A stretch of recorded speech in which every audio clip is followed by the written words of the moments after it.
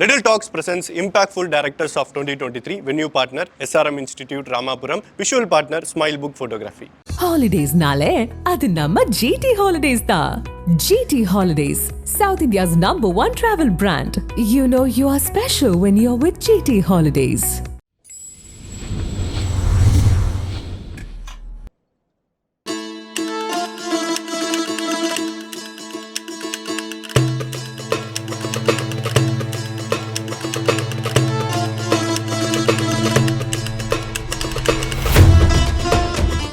இழந்த ரெஸ்பெக்ட்லாம் திரும்ப கிடச்சி எதெல்லாம் திரும்ப கைவிட்டு போச்சு அதெல்லாம் திரும்ப கிடச்சது இல்லை, அது ஸ்பெஷல் தான். ஸோ நிறைய ஸ்ட்ரகிள்ஸ் இருந்தது இல்லையா? எல்லாத்துக்குமே இங்கேருந்து அது வரைக்கும் எல்லாத்துக்குமே அந்த ஸ்ட்ரகிள் இருக்குது.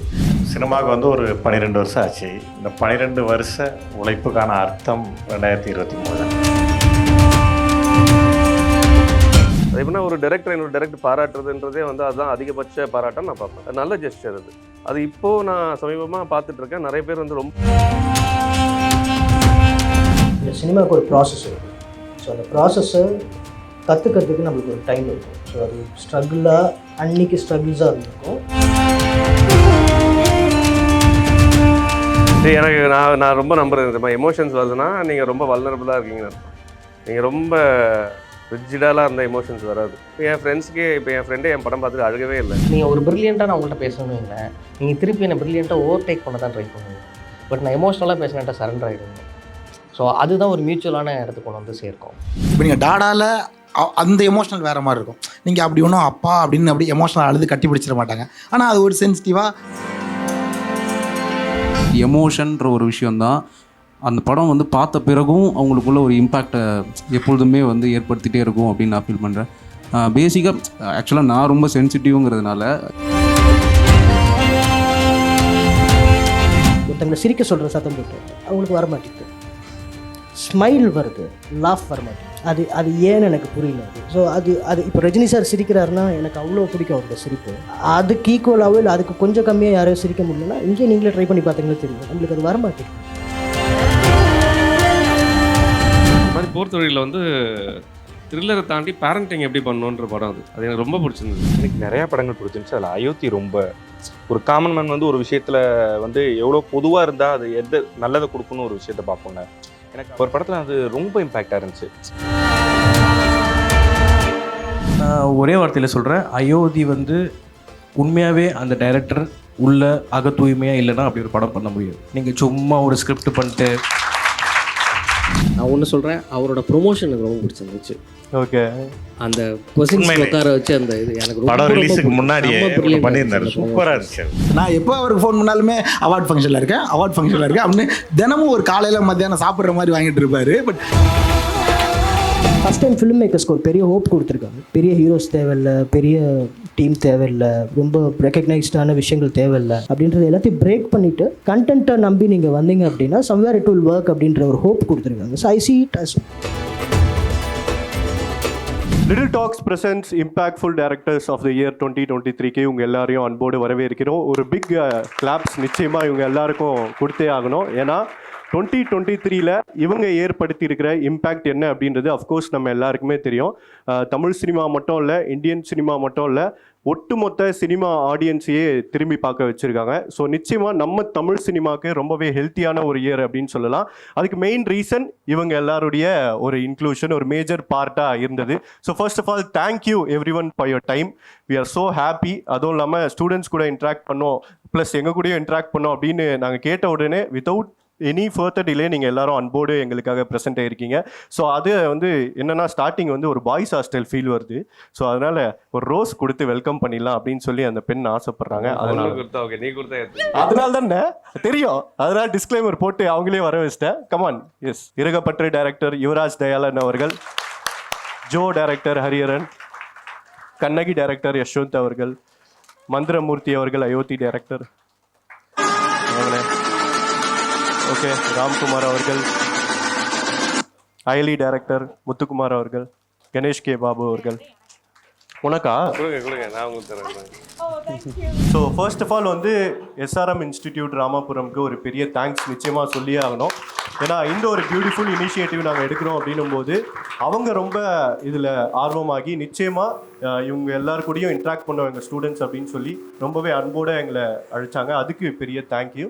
அண்ட் எங்களுடைய விஷுவல் பார்ட்னர் ஸ்மைல் புக் ஃபோட்டோகிராஃபிக்கும் ஒரு பெரிய தேங்க்யூ. ஸோ ஸ்டார்ட் பண்ணிடலாமா? ஸோ 2023 அஃப்கோர்ஸ் நான் ஆரம்பத்தில் சொன்ன மாதிரி எல்லாருக்கும் ஒரு விதத்தில் நிச்சயமாக ஸ்பெஷல் மெமரி ஏற்படுத்தியிருக்கு. அப்படி உங்களுடைய லைஃப்பில் 2023 எவ்வளோ special, the best moment of this year அப்படின்னா நீங்கள் எதை சொல்லுவீங்க? எனக்கு நிறைய படம் நல்ல படம் வந்துச்சு இந்த வருஷத்தில். அது எனக்கு பெரிய சந்தோஷம். அதுதான் மெயினாக. அதோட சேர்ந்து நம்ம படமாக இருக்குன்றது ஒரு ரொம்ப சந்தோஷம். ஓகே, உங்களுக்கு தி பெஸ்ட் மூமெண்ட்டாக அமைஞ்சதுனா 2023ல? எனக்கு நிறைய பிளஸ்ஸிங்ஸ் இருந்துச்சு. நம்ம ஒரு ஒரு ஒரு இழந்த ரெஸ்பெக்ட்லாம் திரும்ப கிடச்சி, எதெல்லாம் திரும்ப கைவிட்டு போச்சு அதெல்லாம் திரும்ப கிடச்சது இல்லை. அது ஸ்பெஷல் தான். அதுக்காக தான் பண்ணோம், அதுக்காக தான் உழைக்கிறோம். அதெல்லாம் திரும்ப கிடைக்கும் போது ரொம்ப சந்தோஷம். அதோட வேல்யூவும் இன்னும் அதிகமாக புரியுது. அவ்வளோதான். ஓகே, ஒரு சின்ன சின்ன எதிர்பார்ப்பு, அது எப்படியாவது பண்ணணும்னு சொல்லி இந்த ஒரு எல்லாருமே அந்த ஒரு ஓட்டம் ஓடி இருப்போம். பட் ஃபஸ்ட் டைம் வந்து அவங்க கொடுக்குற அந்த அன்பு வந்து எப்படி இருக்குங்கிறத நினச்சி கூட பார்க்க முடியாதுல்ல. ஸோ எல்லோரும் காட்டுற அந்த அன்பு அண்டு முக்கியமாக என் படத்துக்கு நான் நினச்சி கூட பார்க்கறது வந்து தேங்க்ஸ் சொல்கிறாங்க. ஸோ அதுதான் எனக்கு ரொம்ப பெருசாக இருக்குது. ஸோ ஒருத்தவங்க தேங்க்ஸ் சொல்லும்போது அப்படி என்ன பண்ணிட்டோம் நமக்கே உள்ள ஒரு மாதிரி இருக்கும்ல. ஸோ அந்த விஷயந்தான். நீங்கள் தான் சொல்லுங்கள், கேளுங்க. 2023ல தி பெஸ்ட் மூமெண்ட் அப்படின்னா எது? இந்த வருஷம் எவ்வளோ ஸ்பெஷல் உங்களுக்கு? அது ரிலீஸ் ஆனது எனக்கு ரொம்ப ஸ்பெஷலுங்க. ஸோ அதுதான். ஸோ நிறைய ஸ்ட்ரகிள்ஸ் இருந்தது இல்லையா? எல்லாத்துக்குமே இங்கேருந்து அது வரைக்கும் எல்லாத்துக்குமே அந்த ஸ்ட்ரகிள் இருக்குது. ஸோ எப்படியாவது மக்கள் பார்ப்பாங்களான்றது மட்டும்தான் நம்ம வெயிட் பண்ணிருந்தோம். வச்சுங்கிறதே ரொம்ப ரொம்ப சந்தோஷமாக இருக்கு. நிச்சயமா. உங்களுக்கு? அதான் நான் சினிமாவுக்கு வந்து ஒரு 12 வருஷம் ஆச்சு. இந்த 12 வருஷ உழைப்புக்கான அர்த்தம் 2023 தான். அயோத்தியோட ரிலீஸ் தான். ஸோ அவ்வளோ கஷ்டம் எல்லாத்துக்கும் சேர்த்து படம் ரிலீஸ் ஆகி இவ்வளோ தூரம் வருது. ஸோ இருக்கிற நான் பிறந்ததுலேருந்து 2023 எனக்கு ரொம்ப ஸ்பெஷலாக பார்க்குறேன். சிறப்பு. ஆல்மோஸ்ட் இந்த ஃபர்ஸ்ட் ப்ராஜெக்ட்டுங்கிறதுனால இந்த ப்ராஜெக்ட் ரிலீஸ் ஆனது இயர் வந்து ரொம்ப ஹாப்பியாக இருந்தாங்க. பட் வந்து இந்த ப்ராஜெக்ட் ஸ்டார்ட் பண்ணுறதுக்கு காரணம் என்னோடய ஃப்ரெண்டு வீணை மைந்தன் ஒருத்தர். அவர் தான் புஷ் பண்ணி ஸ்டார்ட் பண்ணி விட்டார். பட் அவர் பாஸ் இல்லை இப்போது. ஸோ அவருக்கு நான் டெடிகேட் பண்ணியிருந்தேன். அந்த மொமெண்ட்டை நான் ஸ்க்ரீனில் பார்க்கும்பொழுது எனக்கு ரொம்ப ஹாப்பியாக இருக்கும் எப்போதுமே. நிச்சயம். 2023 வந்து ஃபஸ்ட்டு ரொம்ப ஹாப்பியான விஷயம் என்னென்னா, நிறைய புதுமுக இயக்குனர்கள் நல்ல நல்ல படங்களை ஆடியன்ஸ் ரிசீவ் பண்ண விதம் ரொம்ப ரொம்ப ஸ்பெஷலாக இருந்தது. அண்ட் பல வருஷம் போராடி பல வருஷம் வந்து ஒர்க் பண்ணிவிட்டு 2023ல ஃபஸ்ட் படம் ரிலீஸ் ஆனது ரொம்ப ஹாப்பியாக இருந்தது. ஸ்ட்ரகிளாக பார்த்தது என்னென்னா, படம் ரிலீஸ் ஆன ஒரு 2வது நாள்லேயே வந்து ஃப்ளட் வந்து ஸோ நிறைய தியேட்டர்லாம் வந்து ஷட் டவுன் ஆச்சு. அதை தாண்டியும் வந்து வேர்ட் ஆஃப் த மவுத்தாக அந்த ஆடியன்ஸ் வந்து படத்துக்கு கொடுத்த அந்த ரெஸ்பான்ஸும் அந்த ரிசீவும் எனக்கு வந்து ரொம்ப ஸ்பெஷலாக இருந்தது. Okay okay. அதான் 4 வருஷம் நம்ம கதை எழுதியிருப்போம் இல்லையா? அசிஸ்டண்ட்டாக ஒர்க் பண்ணோம். அதெல்லாம் தாண்டி நம்ம மைண்டில் ஒரு ஸ்கிரிப்டை வச்சு இப்படி எழுதியிருப்போம். ஸோ அதுக்கான ரெஸ்பான்ஸ் 1947 ரிலீஸ் ஆகும்போது நம்ம எந்த இடத்துல எமோஷனல் ஆகணும் சிரிக்கணும்னு நினச்சோமோ அந்த ரெஸ்பான்ஸ் கிடைக்கும்போது ஒரு பயங்கரமான திருப்தி இருந்துச்சு. அதை தாண்டி இப்படி எல்லாருமே படம் பண்ணவங்க எல்லாமே ஒரு யங்கான டேரக்டர்ஸ் இப்போ எல்லாருமே பேசும்போது இப்போ தான் ஃபஸ்ட் டைம் மீட் பண்ணுறோம் நிறையா பேர். ஆனால் எங்களுக்குள்ளேயே நான் ஏதோ ரொம்ப நாள் பழகிட்ட மாதிரி ஒரு சின்ன ஃபீல் இருக்குல்ல, டக்குன்னு எனர்ஜியாக அட்டாச் பண்ணிக்க முடியுதுல்ல. ஸோ எனர்ஜியாக அவ்வளோ படங்கள் வந்தது ரொம்ப ஹாப்பியான ஒரு மூமெண்ட். ஓகே, படம் ரிலீஸ் ஆனது தான். ஸோ அதான் ஸ்பெஷலான மூமெண்ட் எனக்கு. ஓகே. ஸோ நீங்கள் சொன்ன மாதிரி 2023ல உங்களுடைய படைப்புகள் தாண்டி நீங்கள் மற்ற விஷயங்கள் சொன்னதை பற்றி, அதாவது நியூ ஏஜ் டைரக்டர்ஸ், அதாவது நிறைய டெபியூ டைரக்டர்ஸ், நிறைய நல்ல சினிமாக்கள்லாம் வந்தது அப்படின்ற ஒரு விஷயத்த மனசார சொன்னீங்க. ஸோ அதே மாதிரி இப்போ இருக்கிற, அதாவது உங்கள் செட்டு இருக்காங்க இல்லையா? ஸோ இந்த நியூ ஏஜ் டைரக்டர்ஸ் கிட்ட எங்களுக்கு ரொம்ப பிடிச்சது மாறி மாறி சப்போர்ட் பண்ணிக்கிறதா இருக்கட்டும். அண்ட் உங்களுக்குள்ளே இருக்கிற ஃபீட்பேக்ஸ் வந்து ஒருத்தருக்கு ஒன்று அப்படின்னா டக்குன்னு குரல் கொடுக்கறதா இருக்கட்டும். இது ரொம்ப விசிபிளாக இருக்குது சோஷியல் மீடியாவில், நாங்கள் அதை தொடர்ந்து பார்க்குறோம். ஸோ இது எந்த அளவு உங்களுக்கு ஒரு சின்ன சப்போர்ட் சிஸ்டமாக இருக்குன்னு நினைக்கிறீங்க? இல்லை, ஒரு படத்துக்கு மேலே வர ஃபீட்பேக் வந்து வேறு விதமாக தான் பார்ப்போம், ஒரே மாதிரி பார்க்க மாட்டோம். ஆடியன்ஸ், ஜென்ரல் ஆடியன்ஸ் சொல்கிற ஃபீட்பேக் வந்து பயங்கரமாக அப்ரிஷியேட் பண்ணுற மாதிரி இருக்கும். சில பேர் சொல்கிறது வந்து கொஞ்சம் கன்ஸ்ட்ரக்டிவான விஷயமா இருக்கும்.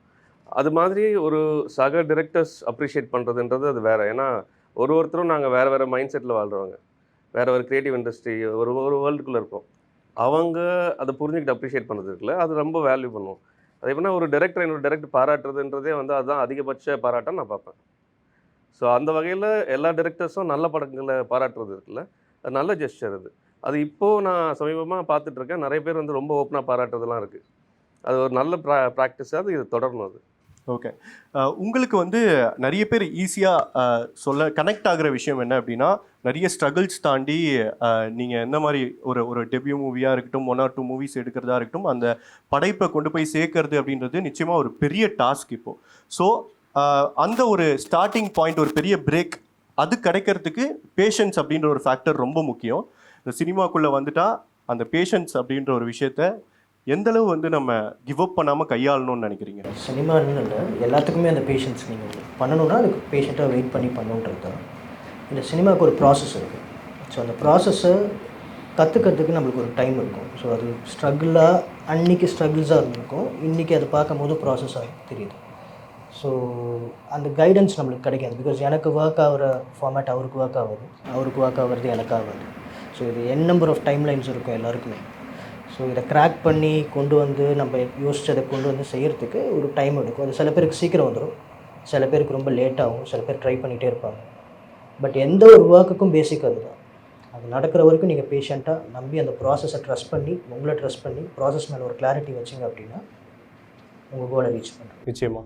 இதில் நிறைய வாட்டி வந்து ஒரு மாதிரி ஃபெட்டப் ஆகி இந்த ஒரு டிப்ரெஸ்டு ஸ்டேட்டில் போய் என்னடா விட்டுறலாமா, பேசாமல் இந்த வேலையை பார்த்துருக்கலாம் போல் அப்படின்ற ஒரு தாட் வந்து ஆப்வியஸாக எந்த வேலையாக இருந்தாலும் தொடர்ந்து நம்ம அதுக்கான முயற்சி பண்ணும்போது ஒரு பாயிண்டில் தோணும் இல்லையா? அப்போது வந்து எப்படி உங்களை நீங்கள் கொஞ்சம் பூஸ்டப் பண்ணி இல்லை இதுதான் அப்படின்ற மாதிரி ஓட ஆரம்பிப்பீங்க? அந்த ஒரு ஃபேக்டர் பற்றி கேட்கணும். ஆப்வியஸாக எனக்கு அந்த மாதிரி இருந்தது இல்லை.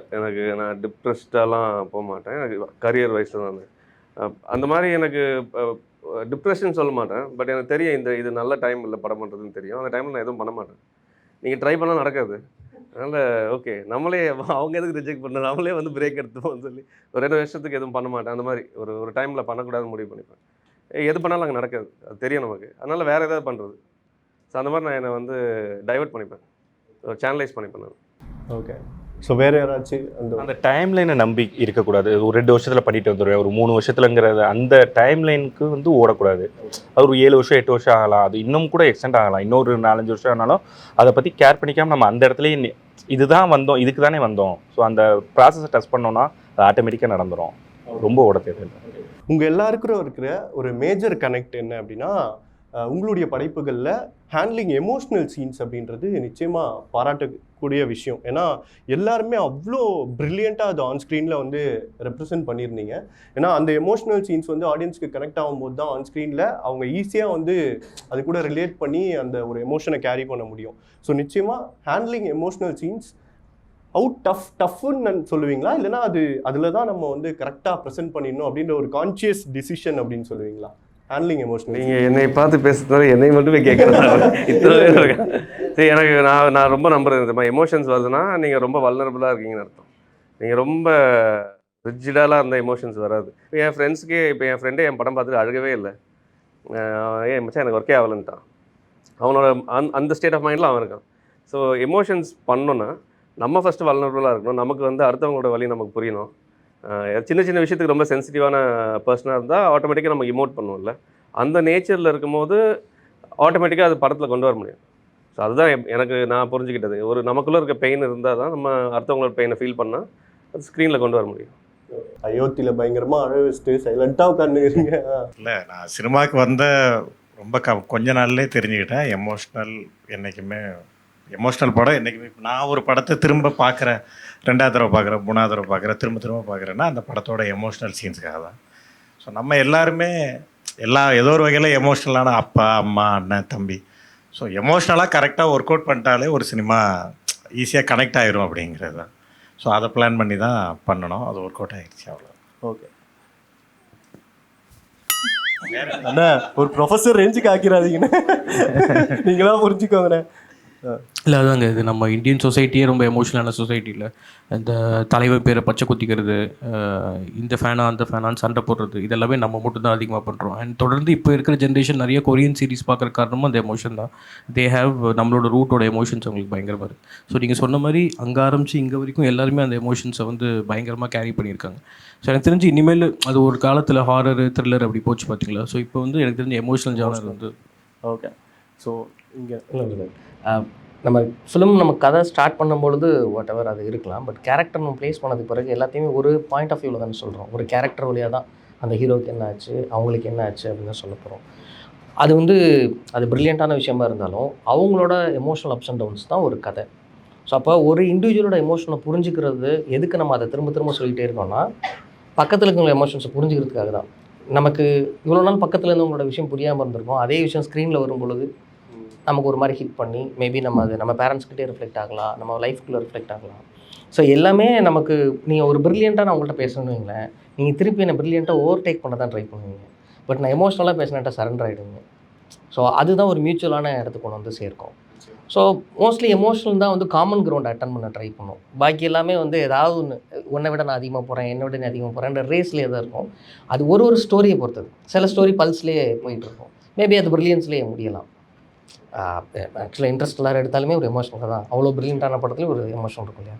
ஸோ ஆல்மோஸ்ட் ஏன்னா ஒரு கேரக்டர் வழியாக சொல்லும்போது அந்த கேரக்டரோட எமோஷனல் பேலன்ஸ் இம்பேலன்ஸ் பொறுத்து தான் நமக்கு கதையோட நம்ம கனெக்ட் பண்ணிக்க முடியும். ஸோ அதான் best way to connect people. இல்லை ஒரு எமோஷன் வந்து இப்போது ஒருத்தங்க படம் பார்க்கும்போது அந்த படம் வந்து ரசிக்க தோணும், சிரிக்க தோணும், எல்லாமே இருக்கும். பட் எமோஷன்ற ஒரு விஷயந்தான் அந்த படம் வந்து பார்த்த பிறகும் அவங்களுக்குள்ள ஒரு இம்பேக்டை எப்பொழுதுமே வந்து ஏற்படுத்திகிட்டே இருக்கும் அப்படின்னு நான் ஃபீல் பண்ணுறேன். பேசிக்காக ஆக்சுவலாக நான் ரொம்ப சென்சிட்டிவ்ங்கிறதுனால இந்த படத்தில் வந்து சின்ன சின்ன விஷயமும் வந்து ரொம்ப சென்சிட்டிவாக என்னால் ஹேண்டில் பண்ண முடிஞ்சது. இது வந்து ஒர்க் அவுட் ஆகும் அப்படின்னு. அண்ட் வந்து ஆடியன்ஸ் வந்து ஈஸியாக அதில் கனெக்ட் ஆவாங்க. அவங்களுக்கு வந்து அட்லாஸ்ட் போகும்போது அந்த எமோஷன்ற ஒன்று இருக்கும்போது ஒரு ஒரு ஒரு நிறைவு இருக்கும், ஒரு நெகிழ்வு இருக்கும். அப்படின்றதுனால தான் அந்த எமோஷன் அது நான் வந்து நம்ம பிளான் பண்ணி பண்ணுறது இல்லை. ரைட்டிங்காக அந்த கதை அதுக்கு முதல்ல அதுக்கு தேவையாக இருக்கணும், அந்த கதைக்கு அது தேவையாக இருக்கணும். அதை தாண்டி அதில் பர்ஃபார்ம் பண்ணுற ஆர்டிஸ்ட் வந்து ஆடியன்ஸோட இன்ட்ராக்ட் பண்ணணும், அந்த எமோஷனை கேரி அவுட் பண்ணி பண்ணணும். ஸோ இது எல்லாமே நடக்கும்போது கண்டிப்பாக அந்த எமோஷன் ஒர்க் அவுட் ஆகிடும். ஓகே. கண்ணீரும் சிரிப்பும் மனுஷங்களுக்கு தான் ஸ்பெஷலான ஒன்று, சரிங்களா? அதனால் நம்ம எல்லாருக்குமோட மற்றதுலேருந்து நம்ம செப்பரேட் ஆனதே அதுதான். ஸோ அது எல்லாருக்குமே பொதுவாக இருக்கும். எமோஷன்ஸ் வந்து ஒருத்தர் ஹேண்டில் பண்ணுறதை பொறுத்து தான். இப்போ நீங்கள் டாடாவில் அந்த எமோஷனல் வேறு மாதிரி இருக்கும். நீங்கள் அப்படி ஒன்றும் அப்பா அப்படின்னு அப்படி எமோஷனல் அழுது கட்டி பிடிச்சிட மாட்டாங்க. ஆனால் அது ஒரு சென்சிட்டிவாக ஒரு இதில் ஒர்க் பண்ணுற ஒருத்தரோடைய ஒரு கேரக்டரோட ஒரு நேச்சர் மாதிரி இருக்கும். ஒரு அயலியில், ஒரு பார்க்கிங்கில், எல்லாத்துலேயுமே அயோத்தி, எல்லாத்துலேயுமே சொல்கிறேன், இருக்கப்பட்டு, ஜோ, கண்ணகி, எல்லாத்துலேயுமே இப்போ 1947. ஸோ நாங்கள் எல்லாருமே அவங்க லைஃப்பில் நாங்கள் எதை எமோஷனலாக பார்க்குறோம், எந்த லெவல் பார்க்குறோம் அப்படின்றத தான் நாங்கள் படத்துலேயே வைக்கும்போது அந்த எமோஷனல் எடுத்துக்கிட்டு இருக்கும்போது எங்களுக்கு கனெக்ட் ஆகிடும்னு தோணும். எழுதும்போதே ஆக்சுவலாக கனெக்ட் ஆகிடும், நம்ம இதுதான் பண்ண போகிறோம் அப்படின்ட்டு. அப்புறம் எடுக்கும்போது மோராக கனெக்ட் ஆகிடும். நம்மளோட எமோஷனல் தான் ஆடியன்ஸில் நிறைய பேர் ஃபீல் பண்ணுற ஒன்றும் இல்லை. ஸோ அதை கனெக்ட் பண்ணிக்க முடியும் அப்படின்னு தோணுது. ஓகே. பேசிக்காக அதான் ஸ்டோரி இல்லை, எமோஷன்ஸ் வச்சு ப்ளே பண்ணுறது தான் உங்களோட writing process. But over the years நான் பார்க்கும்போது மீட்டர் ஆஃப் எமோஷன்ஸ் மாறிட்டே இருக்குது. ஒரு 5 years முன்னாடி ஒரு எமோஷனல் ஸ்கிரிப்ட் எப்படி இருக்குன்னு பார்க்குறேன், ஒரு 10 years முன்னாடி எப்படி இருக்குது. ஸோ அந்த எவல்யூஷன் ரொம்ப இன்ட்ரெஸ்டிங்காக இருக்குது எனக்கு. இப்போது அழுவுறதுனா கூட எமோஷன்ஸை நாங்கள் கண்ட்ரோல் பண்ணுறோம் ஸ்பாட்டில் ஆக்டர்ஸ் கிட்ட. இன்றைக்கி இந்த ஜென்ரேஷன் ஆஃப் ஆக்டர்ஸ் அழுவுறது வேறு மாதிரி இருக்குது. அழுவுற ஒரு சீன் வருதோ இல்லை சிரிக்கிற ஒரு சீன் வருதோ, இந்த மாதிரி வேரியஸ் எமோஷன்ஸை எமோட் பண்ணுற அந்த விஷயம் வந்து மாறிட்டே இருக்குது ஜென்ரேஷன் டு ஜென்ரேஷன்.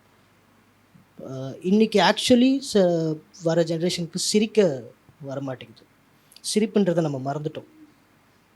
ஒரு சத்தம் போட்டு சிரிக்கிறது வந்து அது ஒரு ரொம்ப டிசிப்ளினோ இல்லை ஒழுக்கமற்ற ஒரு விஷயன்ற மாதிரி அது ரொம்ப அடக்கி எனக்கு தெரிஞ்சு சிரிக்க வர மாட்டேங்குது ஸ்பாட்டில். ஸோ இந்த மாதிரியான மைன்யூட் டிஃப்ரென்சஸ்லாம் நான் பார்க்குறேன். ஸோ ஒரு வயசான ஒரு ஆக்டர் வரும்போது, கொஞ்சம் ஒரு சீனியர் ஆக்டர் வரும்போது அவங்க சிரிக்கிறதுக்கும் இன்றைக்கி இந்த ஜென்ரேஷன் பையன் ஒருத்தர் சிரிக்கிறதுக்குமே அவ்வளோ வேரியேஷன்ஸ் இருக்குது. அப்போ இந்த எமோஷன்ற விஷயம் வந்து காலத்துக்கு ஏற்ற மாறிக்கிட்டே இருக்குது. இப்போ ரொம்ப அழுவக்கூடாதுன்னு நாங்கள் கேரக்டர் இன்சிஸ்ட் பண்ணுறோம். பிகாஸ் எங்களோட டார்கெட் ஆடியன்ஸ் அதை பண்ண மாட்டாங்க, அவங்களுக்கு அது கனெக்ட் ஆகாதுன்றதை நாங்கள் ஓரளவுக்கு உணர்றோம். ஸோ என் ஜென்ரேஷனில் எமோஷன்ஸை கன்வே பண்ணது வேறு மாதிரி இருக்குது, இன்றைக்கி ஜென்ரேஷனில் வேறு மாதிரி இருக்குது. அது மாறிட்டே இருக்குன்றதை நான் அப்சர்வ் பண்ணுறேன். ஸோ எமோஷ்னல் ஸ்கிரிப்ட் எழுதுறதும் அப்படி ஒரு ட்ரிக்கியான விஷயம் தான்.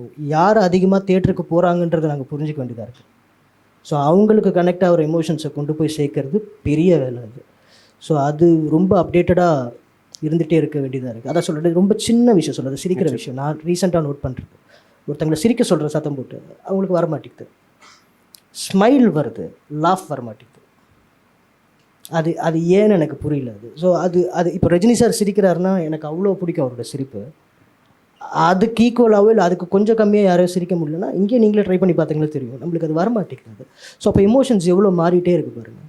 ஸோ இவங்களெல்லாம் நாங்கள் ஐடென்டிஃபை பண்ணி இவங்களுக்கான படங்களை கொடுக்கறதில்ல, அது இமோஷன்ஸை வச்சு தான் நாங்கள் ப்ளே பண்ணி ஆகணுன்றப்போ அந்த இமோஷன்ஸை ப்ராப்பராக அவங்க ஃபிலிம்குள்ளே இன்றைக்கி யார் பார்க்க வராங்க அவங்களுக்கு கனெக்ட் ஆகணுன்ற லெவலில் எவ்வளோ நாங்கள் டீட்டெயில்டாக இவங்க எல்லாருமே அதை பண்ணியிருக்காங்க. அதனால தான் இன்றைக்கி எல்லோரும் இங்கே இருக்காங்க.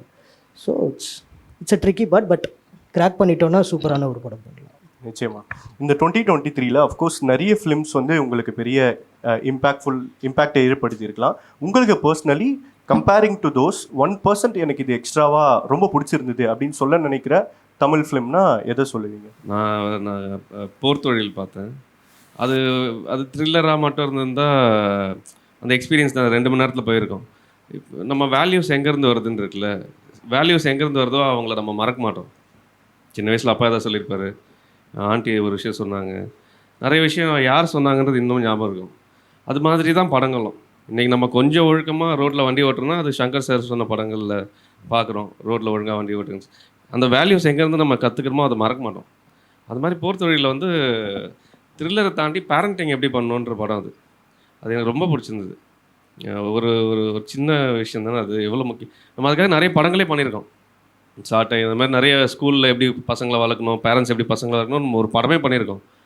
ஆனால் இந்த ஒரு பாருங்கள், இந்த படத்தில் த்ரில்லர் தான், ஆனால் அதில் வந்து ரொம்ப அழகாக சொல்லிட்டு போயிட்டாங்க. ரொம்ப கேர்ஃபுல்லாக ஒரு குழந்தைய வளங்க, நீங்கள் ஒழுங்காக வளர்க்க தவறிட்டிங்கன்னா சொசைட்டியில் அது பெரிய டேஞ்சராக இருக்குன்றது அதுதான். அது அந்த மாதிரி ஒரு ஒரு படத்துக்குள்ளே ஒரு ஒரு மெசேஜ் சொல்கிறது இருக்குல்ல, அது எனக்கு ரொம்ப பிடிச்சிருந்தது. எனக்கு நிறையா படங்கள் பிடிச்சிருந்துச்சு. அதில் அயோத்தி ரொம்ப ஒரு காமன் மேன் வந்து ஒரு விஷயத்தில் வந்து எவ்வளோ பொதுவாக இருந்தால் அது எது நல்லதை கொடுக்கணும் ஒரு விஷயத்தை பார்ப்போம்ல. எனக்கு அவர் படத்தில் அது ரொம்ப இம்பேக்டாக இருந்துச்சு. எல்லாருக்கும் ஆசை இருக்கும், இங்கே எல்லாருமே எல்லாரோட குட் புக்கில் தான் இருக்க ஆசைப்படுவோம், நல்லவங்களாக தான் காட்டிக்கின்னு நினைப்போம், அது என்ன ஆனாலும். பட் ஓப்பனாக செலவிட்டு நம்ம ஓப்பனாக இருப்போம். பட் ஸ்டில் அந்த அந்த கேரக்டரைசேஷன் பண்ணியிருக்க விஷயம், அவர் சசிகுமார் சார் பண்ணியிருக்க இதை பார்த்துட்டு புகழுக்கு ஒரு சேஞ்ச் இருக்கும். அவன் ஃப்ரெண்டோட ஒவ்வொரு விஷயத்துலையும் அதை நல்லது பண்ணுங்கிறது ஒன்று இருக்கும். பட் அதை பண்ணி பார்க்கணுன்னு இறங்கி சில முக்கியமான மூமெண்ட்டில் பண்ண மாட்டோம்ல, அது எனக்கு ரொம்ப அது நம்ம ஒருத்தர் பண்ணும்போது அந்த படத்துலேருந்து எடுத்துகிட்ட அந்த அவுட் வந்து நமக்கு ரொம்ப இம்பேக்ட்ஃபுல்லாக இருந்துச்சு. ரொம்ப சந்தோஷமாக ஒரு படம் பார்த்துட்டு வெளியே வந்த ஒரு மூமெண்ட் எனக்கு. Okay, thank you. ரொம்ப எமோஷனலாக போயிட்டுருக்குல்ல, அழுதுட்டுருக்காங்க. எனக்கு டாடா அண்ட் அயோத்தி வந்து எனக்கு ரொம்ப ரொம்ப பிடிச்சிருந்துச்சு. டாடா வந்து ஃபஸ்ட் டைம் வந்து ஒரு ஆண் பெண்ணுக்குள்ளே இருக்கிற காம்ப்ளெக்சிட்டிஸ் இருக்குல்ல, ஒரு ஆண் கரெக்டுன்னு இல்லாமல் அந்த தண்ணி அடிச்சுட்டு வர சீன் எல்லாமே அது ரொம்ப ப்ரில்லியன்ட். அது எனக்கு தெரிஞ்சு யாருமே பண்ணல. ஏன்னா அவன் தவறு பண்ணுவான் அப்படின்ற விஷயமும் அந்த பொண்ணு அப்படி தான் ஒரு படம் இருக்குல்ல, இவன் ஹீரோனா இவன் எல்லாமே நல்லது அப்படின்ற மாதிரி இல்லாமல் அண்ட் பர்ஃபார்மன்ஸும் சூப்பராக வாங்கியிருந்தார். இது ஒன்று எனக்கு ரொம்ப பிடிச்சிருந்துச்சு. ஏன்னா நான் ஒரே வார்த்தையில் சொல்கிறேன், அயோத்தி வந்து உண்மையாகவே அந்த டைரக்டர் உள்ள அக தூய்மையாக இல்லைன்னா அப்படி ஒரு படம் பண்ண முடியாது. நீங்கள் சும்மா ஒரு ஸ்கிரிப்ட் பண்ணிட்டு வேறு படத்தை பார்த்துக்கிட்டு டைலாக் ரைட்டர் கூட டிஸ்கஸ் பண்ணிவிட்டு இவனை இங்கே நல்லவனா காட்டலாமா, அதெல்லாம் வாய்ப்பே கிடையாது. He ones all the credits. Okay, எனக்கு இவங்க எல்லார் படமே ரொம்ப பிடிச்சிருக்கு. இவர் என் படம் பார்க்க பிடிக்க போய் தானே எல்லாருமே ஒவ்வொருத்தங்களும் முதல்ல வாய்ப்பு கொடுக்கும்போது நல்ல நல்ல பதிலாக அவங்க சொல்லிடுறாங்க. ஆமா, நான் அடுத்த வாட்டி என்ன பண்ணிருக்கணும், அவர் அங்க உட்கார்ந்து இருக்கணும், ஆமா அடுத்த வாட்டி இப்படி போயிடணும். ஆமா, பேசும்போது உண்மையிலே இப்போ என்னன்னா, இப்போது அவரோட ஃபஸ்ட்டு நான் எனக்கு முன்னாடி வந்தது டாடா தான். ஸோ நான் அதை என்னோட படம் ரிலீஸ் டேட் அனௌன்ஸ் பண்ணுற டைமில் நான் ஒரு படம் பார்க்குறேன். ஒரு நல்ல ஒரு எமோஷ்னல் இருக்குது, ஒரு தந்தை ஒரு குழந்தைய வளர்க்குறதுக்கு அந்த மாதிரி என்ன பண்ணுறேன். எல்லா படமே இப்போ அவர் ஒரு சுதந்திரம் வந்ததே ஒரு ஊருக்கு ஒரு நாள் தெரிலப்பா அப்படின்னு, அது எவ்வளோ பெரிய திங்கிங், அந்த தாட்டாவே சூப்பர். நான் இவர்கிட்ட வந்தவொடனே கேட்டேன், நான் பார்க்கிங் டைரக்டரை, இந்த சம்பவம் அப்படியே நடந்தது, நீங்கள் படமாக்கிட்டீங்களா இல்லைன்னு. இல்லை சின்னதாக அங்கங்கே இருந்துச்சு, அதை வச்சு நான் பண்ணினேன். நான் படம் பார்க்கும்போது அப்படி தான் நினச்சேன். அவ்வளோ உண்மைக்கு இருக்கமா, ஒரு பார்க்கிங் ஒரு வீடு, அதை வச்சு எவ்வளோ பிரமாதமாக பண்ணியிருக்காரு. அது இருந்தால் நம்பாள் வேறு லெவலு. ஸோ வந்து ஒரு குழந்தை படிக்கணும்னு நினைக்கிறேன், அப்படி ஒரு ஊர், அது எல்லாமே க்ரியேட் பண்ணுறது. ஸோ இவர் படம் நான் வந்து ப்ரிவியூ கூப்பிட்டாங்க. நிறைய சீன்ஸ் வந்து இது எப்படி இவ்வளோ தைரியம் எங்கேருந்து வந்துச்சு அப்படின்னு இருக்குல்ல, அந்த மாதிரியான சீன்ஸ்லாம் பண்ணியிருக்காரு. அவரோட படம் லவ் அவ்வளோ சூப்பராக அவ்வளோ அழகாக ஒர்க் அவுட் பண்ணியிருக்காரு. சாரோட படம் அவன் வந்து உண்மையிலேயே ஒரு ஹஸ்பண்ட் அண்ட் ஒய்ஃப் போய் பார்க்கணும் அந்த படத்தை. அந்த மாதிரி என்ன பிரச்சனை இருக்குது, என்ன ஏது எல்லாமே டீட்டெயிலாக அக்கு வேறு அவ்வளோ ஹார்ட் ஒர்க் பண்ணி எடுத்திருக்காரு. ஸோ எல்லாமே ப்ளஸ்ஸு தானே. என்னை விட இந்த ஒரு படம் என்னால் பர்டிகுலர் பண்ணி சொல்ல முடியல. எல்லா படமுமே நான் பயங்கரமாக என்ஜாய் பண்ணேன். உங்களுக்கு மறுபடியும் அந்த பதிலில் 2 தடவை வேறு அழுத்தி சொல்லிட்டாரு எல்லாரோடதும் பிடிச்சிருக்கு அப்படின்னு. இல்லை, அது எல்லாரோடதுமே பிடிச்சிருக்கு, ரொம்ப நல்ல இது இருந்தது. படங்கிறது ஒன்றுன்னு சொல்கிறது ரொம்ப டஃப்பாக இருக்குது. நான் ஒன்று சொல்கிறேன், அவரோட ப்ரொமோஷன் எனக்கு ரொம்ப பிடிச்சிருந்துச்சு. ஓகே, அந்த கொஸ்டின்ஸ் உட்கார வச்சு அந்த இது எனக்கு ரொம்ப படம் ரிலீஸுக்கு முன்னாடியே பண்ணியிருந்தாரு. சூப்பராக இருந்துச்சு. அது ரொம்ப பிடிச்சிருந்துச்சு எனக்கு. நான் நிறையா ராம்ஜி சாருக்கு எல்லாருக்கும் ஷேர் பண்ணி அதெல்லாம் பேசிகிட்டு இருந்தேன். ரொம்ப ப்ரில்லியண்ட்டாக இருந்துச்சு அது. அண்டு படம் இது இப்போ இங்கே இருக்கிறதுனால இவங்க யாரையும் நான் சொல்ல போகிறதில்ல, அதனால தான். சித்தா படம் எனக்கு ரொம்ப பிடிச்சிருந்தது. அண்டு கூழாங்கல் எனக்கு ரொம்ப பிடிச்சிருந்தது. ஏன்னா ஃபஸ்ட் டைம் நான் அதை வேறு இடத்துல பார்க்கும்போது எனக்கு அவ்வளோவா அது புரியல, உண்மையிலே சொன்னால் எனக்கு புரியல. லேட்டராக அதை வந்து பெரிய ஸ்க்ரீனில் பார்க்க ஒரு சான்ஸ் கிடச்சிச்சு. பார்க்கும்பொழுது அவர் ஹேண்டில் பண்ணியிருக்க ஒவ்வொன்றும் அதுக்கு பிறகு அவரோட இன்டர்வியூஸ் பார்க்குறேன். அப்புறம் மறுபடியும் அந்த படத்தை யோசித்து பார்த்தோம்னா ஒவ்வொரு பாயிண்ட்டையும் அவ்வளோ அழகாக வந்து அவர் கனெக்ட் பண்ணியிருக்கு. ஃபிலிம் மேக்கிங்கே எல்லாருமே ஒரு டிஃப்ரெண்ட்டான பேட்டர்ன்.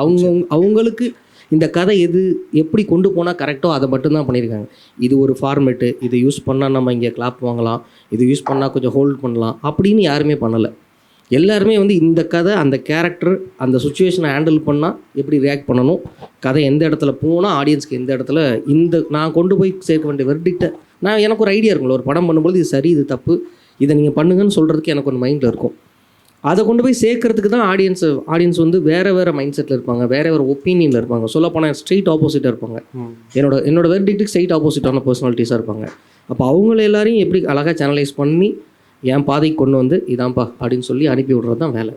ஸோ அதை அவங்க அந்த கதைக்கு என்ன தேவையோ அதான் பண்ணியிருப்பாங்க. ஓகே, இந்த இடத்துல ஒரு 20th மினிட்ல அதை வச்சா கால்குலேட்டரை தட்டி ஒன்று வாங்கிடலாம் அப்படின்ற மாதிரி யாருமே பண்ணலை. ஸோ அதனால் எனக்கு இந்த ஒர்க் எல்லாமே ரொம்ப பிடிச்சிருந்துச்சு. ஸ்பெஷலி அதை சொல்லணுன்றதுனால நிச்சயமா தேங்க்யூண்ணா. இல்லை, இது ரொம்ப கஷ்டமான பதில் தான். ஏன்னா குறிப்பிட்டு இந்த படங்கள் அப்படின்னு சொல்ல முடியாது. ஏன்னா எல்லாரோட படமுமே வந்து ஒவ்வொரு வகையான ஒரு எமோஷன்ஸ் இருக்கும். ஸோ எனக்கு எல்லா படமும் பிடிக்கும். அதில் பர்டிகுலராக நான் சொல்லணுன்னா எனக்கு அயோத்தி வந்து அவர் அந்த ஹேண்டில் பண்ண அந்த எமோஷன் இருக்குல்ல, அது ஏன்னா வந்து அவர் சொன்ன மாதிரி தான், அவர்கிட்ட பேசும்போதே தெரிஞ்சுது அவருடைய அதுதான் வந்து ரிஃப்ளெக்ட் ஆகிருக்கு படத்தில். ஸோ எனக்கு அது ரொம்ப பிடிச்சிருந்தது. அண்ட் டாடா வந்து அப்போ ஷூட் போயிட்டு இருந்தது, ரொம்ப ப்ரெஷரான டைமில் அப்போ தான் டாடா ரிலீஸ் ஆகிருந்தது. ஸோ ஒரே ஒரு நாள் மட்டும் ஒரு சின்ன பிரேக் கிடச்சிது. ஸோ போய் படம் பார்த்தோன்னே அந்த நம்ம பண்ண ஷூட்டு அந்த ப்ரெஷர் எதுவுமே மைண்டில் இல்லை. அந்த படம் க்ளீனாக அந்த படம் வந்து என்னால் அந்த படத்தை ரசிக்க முடிஞ்சுது. அதில் உள்ள ஒரு எமோஷன்ஸாக இருக்கட்டும், அது எனக்கு அதனால அந்த படம் குறிப்பிட்டு இந்த படம் இல்லை, எல்லாரோட படமும். பட் அதில் நான் வந்து நீங்கள் கேட்குறதுனால நான் அப்படி சொல்கிறேன். ஐலியாக இருக்கட்டும், அவங்க இன்னும் நான் வந்து ஜோவும் கண்ணகி பார்க்கல. ஏன்னா அந்த டைமில் போஸ்ட் ப்ரொடக்ஷன் ஒர்க் போயிட்டு இருந்ததுனால, ரிலீஸ் ஒர்க் போயிட்டு இருந்ததுனால பார்க்கல. கூடிய சீக்கிரம் பார்க்கணும். பட் எல்லா படமுமே எனக்கு ரொம்ப ஃபேவரட்டான படம் தான். இப்போ வந்து குட் நைட்டு அது. ஆமாம் அண்ணா. இல்லை, உண்மையை சொல்லணும்னா எனக்கு எல்லா படமே பிடிக்கும். ஏன்னா சும்மா தப்பிக்கிறதுக்காகலாம் கிடையாது. நான் டாடா பார்க்கும்போது எப்படி அப்படி எமோஷ்னலாக இப்படி குட்டியாக, அதாவது ரொம்ப ஒரு அழுக விடாமல், ஆனால் ஒரு அப்பா பையனோட எமோஷனில் இப்படி எப்படா ஹேண்டில் பண்ணியிருக்காரு சீன் பை சீனுன்னு ரொம்ப ஆச்சரியமாக இருந்துச்சு எனக்கு. ஒரு எனர்ஜியாகவும் இருந்துச்சு. இப்போ இவர் பேசுன மாதிரி தான், இப்போ இருக்கிற ட்ரெண்டுக்கு இப்படி தான் பண்ணணும்ல அப்படின்னு நான் கற்றுக்கிட்ட ஒரு சூப்பர் விஷயமா இருந்துச்சு. எனக்கு பார்க்கிங்கில் வந்து இந்த ஒரு சின்ன மேட்ரு தான் அப்படி அடுத்தடுத்து ஒன்று நகர்த்திக்கிட்டே போகிறாரு பாரு, அடுத்து இன்ட்ரெஸ்ட்டாக பண்ணிட்டு இருக்காருன்ட்டு. அயலி வந்து ஆக்சுவலி எடிட்டர் ரெஃபர் பண்ணி பார்த்தா அந்த எமோஷனலை சூப்பராக அவர் ஹேண்டில் பண்ணியிருந்தார். அந்த பொண்ணுடைய படிப்பு அப்படின்றது வந்து அது நீங்கள் எபிசோடாக அதை பார்க்க உங்களுக்கு அடுத்துன்னு நீங்கள் த்ரில்லர் இல்லாமல் அந்த மூடில் கொண்டு போகிறது பயங்கரமான ஒரு விஷயம். அப்புறம் அயோத்தி எல்லாருமே சொல்லிட்டாங்க, அதனால் அவர் கொஞ்சம் பயங்கர ஒரு பூரிப்பில் இருப்பார். எல்லாரும் நான் இங்கே சொல்ல, நான் எப்போ அவருக்கு ஃபோன் பண்ணாலுமே அவார்ட் ஃபங்க்ஷனில் இருக்கேன் அப்படின்னு தினமும் ஒரு காலையில் மத்தியானம் சாப்பிட்ற மாதிரி வாங்கிட்டு இருப்பார். பட் அதெல்லாம் தாண்டி அவருக்குள்ளே இருக்கிற அந்த இன்னோசென்ஸ் அந்த படத்தில் இருக்கும். அதுதான் அந்த படத்தில் நீங்கள் எங்கேயுமே அந்த பாண்ட்ராக் போட்டுக்கிற அந்த கேரக்டரோ அங்கே வர சின்ன கேரக்டர்களோ கூட சொல்கிறேன், நீங்கள் யார் மேலேயுமே ஒரு வெறுப்பு இல்லாமல் எல்லாருமே படம் முடியும் போது நீங்கள் எல்லாருமே தான் நேசிப்பீங்க. ஒரு படத்தில் இவன் கெட்டவன் அவன் நல்லவன் அப்படிலாம் இல்லை. இந்த படம் முடியும் போது இந்த படத்தை படத்தில் இருக்கிற எல்லா கேரக்டரும், அந்த ஏர்போர்ட்டில் இருக்கிற அந்த கேரக்டர் கூட நான் நேசிச்சேன்டா அப்படின்னு இருக்கும். நான் கண்ணகி பார்க்கல, பட் ஆனால் எனக்கு கண்ணகி பார்த்துட்டு ஒரு 10-20 பேர்கிட்ட மெசேஜ் பண்ணிட்டாங்க. யாராவது பார்த்தீங்களாடா? இல்லை ப்ரோ, இப்போ தான் நான் ரீல்ஸ் ஆகிருக்கேன், கண்டிப்பாக போய் பார்த்துருவோம் ப்ரோ. ஜோ வந்து ஃபர்ஸ்ட் ஹாஃப் வேறு செகண்ட் ஹாஃப் வேறன்ற மாதிரி அந்த இது எப்படா பண்ணார் இந்த மாதிரியான ஒரு லவ் ஸ்டோரியா அப்படின்னு இருக்கும். இருக்கப்பட்டு வந்து எனக்கு தெரிஞ்சவங்க எல்லாருமே சொல்லிக்கிட்டது என்னன்னா, ஒன்று தான், ஹஸ்பண்ட் ஒய்ஃபோட போய் பார்க்காதீங்க, ஏன்னா உங்களுக்குள்ள மனஸ்தாபம் வந்துடும்.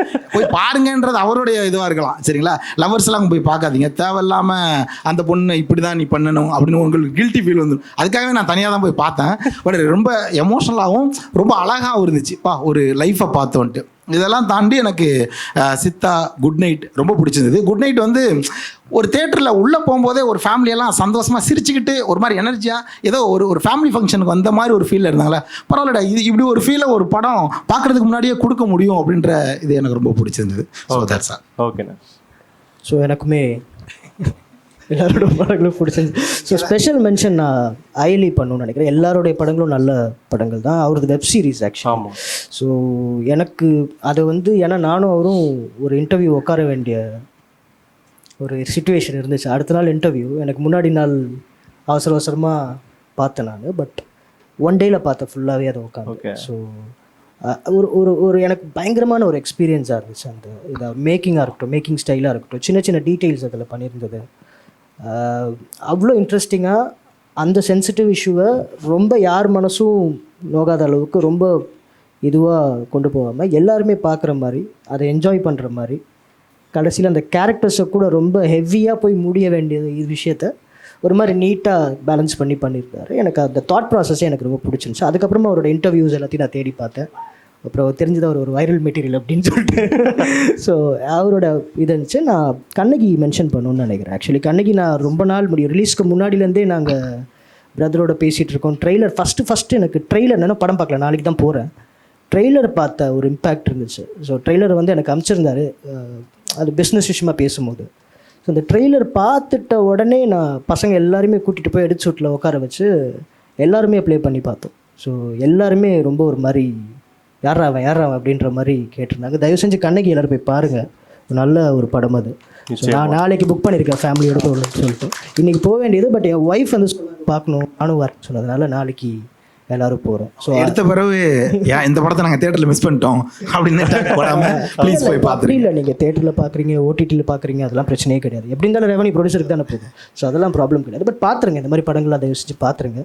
ஜோவும் பார்க்கணும், இருக்கப்பட்டு பார்க்கணும். அயோத்தி அண்ணன் நிறைய சொல்லியாச்சு, அவரை பற்றி பேசிகிட்டே இருக்கேன். நான் கல் தோன்றி மண் தோன்றா காலத்துலேருந்து இன்டர்வியூ கொடுத்துட்ருக்கேன். ஸோ எல்லாத்துலேயும் அதை மாற்றி சொன்னதுனால பார்க்கிங்கும் பார்க்கணும் போயிட்டு. நல்ல ப்ராமிசிங்கான ஒரு இதில் மோர் தென் ஃபிலிம்ஸ் என்னென்னா, இவங்க ஃபஸ்ட் டைம் ஃபிலிம் மேக்கர்ஸ்க்கு ஒரு பெரிய ஹோப் கொடுத்துருக்காங்க. பெரிய ஹீரோஸ் தேவையில்லை, பெரிய டீம் தேவையில்லை, ரொம்ப ரெக்கக்னைஸ்டான விஷயங்கள் தேவையில்லை அப்படின்றது எல்லாத்தையும் பிரேக் பண்ணிவிட்டு கண்டென்ட்டை நம்பி நீங்கள் வந்தீங்க அப்படின்னா சம்வேர் இட் வில் ஒர்க் அப்படின்ற ஒரு ஹோப் கொடுத்துருக்காங்க. So I see it as ஒரு ஹோப் தான் வந்து இவங்க எல்லாருமே கொடுத்துருக்காங்க. நல்ல படத்தை தாண்டி ஃபஸ்ட் டைம் ஃபிலிம் மேக்கர்ஸ் வந்து இங்கே ப்ரூவ் பண்ண முடியுன்றதை சாதிச்சிருக்காங்கன்னு நினைக்கிறேன். So that is more important than the film. Okay thank you. ஹானஸ்டான ஆன்சர்ஸாக இருந்தது. நிச்சயமாக அப்படியே மழுப்பாமல் எல்லாருமே வந்து ரொம்ப ஃப்ராங்காக எக்ஸ்ட்ரா அந்த 1% என்ன அப்படின்றது சொன்னீங்க. ஸோ அதுக்கு ஒரு பெரிய பாராட்டுகள் நிச்சயமாக. ஸோ இந்த இடத்துல ஒரு விஷயத்தை பதிவு பண்ணணும்னு ஆசைப்பட்றேன். என்னென்னா, போர்த்தொழில், சித்தா அண்ட் வந்து குட் நைட் 3 டேரக்டர்ஸும் நாங்களும் கூப்பிட்டுருந்தோம். பட் சில தவிர்க்க முடியாத காரணங்களால் அவங்களால ஜாயின் பண்ண முடியல. ஆனால் அவங்களுக்கு ஏற்ற அந்த ஒரு நல்ல ரெக்கக்னிஷன் கிடைச்சிருக்கு, இங்கேயும் கிடைச்சிட்டு தான் இருக்குது. ஸோ அது இல்லாமல் பம்பர்னு ஒரு படங்க ரொம்ப நல்லா இருந்துச்சு, அதையும் யாருமே மென்ஷன் பண்ணவே இல்லை. ஓகே, ஸோ அதுவும் கவனிக்க. அது இல்லாமல் யாத்திசை குட் நைட். ஆமா, ஸோ குட் நைட்லாம் அவரெல்லாம் நிறைய, ஆனால் அந்த யாத்திசை பம்பர்லாம் சுத்தமாக தெரியவே இல்லை. பட் நல்ல படம் அது. நிச்சயமா அஃப்கோர்ஸ் சொல்லிட்டீங்களேண்ணே, எல்லா மீடியா ஸ்டூடெண்ட்ஸும் அடுத்து அங்கே தான் நேராக. ஓகே, ஸோ இன்னொரு விஷயம், இந்த தியேட்டர் ஓடிடி பற்றி பேசும்போது ஸ்ட்ராங்காக கேட்கணும், யாருக்காச்சும் வந்து ஒரு சின்ன வருத்தம் இருக்கா தியேட்டரில்? ஏன் இதை கேட்குறேன் அப்படின்னா, ஏன்னா பிஸ்னஸ் ரீதியாக, மார்க்கெட் ரீதியாக அந்த ஒரு சக்ஸஸ் அப்படின்றது உங்களுக்கோ இல்லைனா அந்த படிப்பை எடுத்தவங்களுக்கோ ஒரு தாட் இருக்கும். ஸோ அந்த ஒரு வருத்தம் யாருக்காச்சும் தியேட்டரில் செலிப்ரேட் பண்ணலாம், ஆனால் ஓடிடியில் நிறைய பேர் அப்ரிஷியேட் பண்ணாங்க அப்படின்ற ஒரு ஹாப்பினஸ் இருந்தாலும் கூட அந்த ஒரு சின்ன வருத்தம் யாருக்காச்சும் இருக்கா?